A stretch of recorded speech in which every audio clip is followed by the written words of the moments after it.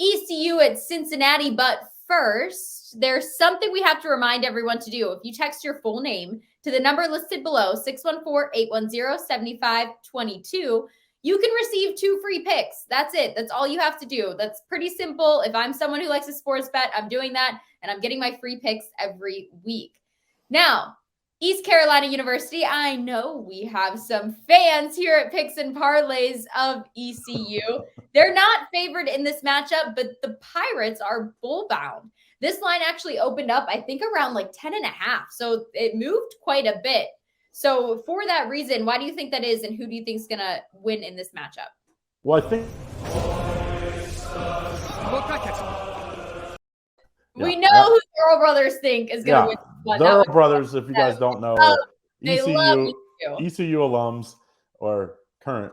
And, so let's just say, and I'm at Cincinnati through and through. So it's one of those, I'm not taking a side. I'm just going to be official. I do think Cincinnati wins. I do think it's close. But I think you have to look at when you're playing alma maters or teams that you grew up watching, you have to take it with a grain of salt. So I usually try to stay away from the sides. I think it's going to be a good defensive matchup. I think both teams will struggle to get above 24, 25 points.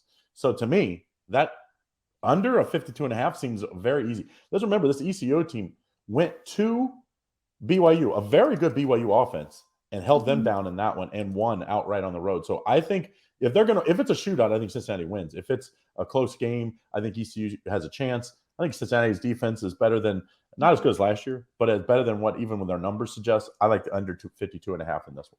Yeah, and Cincinnati's pass defense matches up against one of ECU's strength in their passing game. So I think this one could keep it close, like you were saying, and the under is a good bet.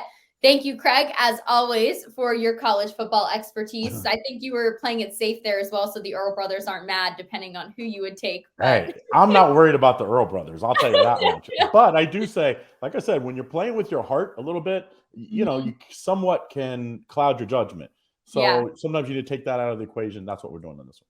Definitely, yeah. Trying to stay away from the Steelers here and there because it's been a little heartbreaking so far. Yeah, and Penn State for you. Penn State and the Steelers are your teams you got to stay away from. Exactly, right? Although my Steelers I bet against the Steelers last weekend. It was right, so it's fine.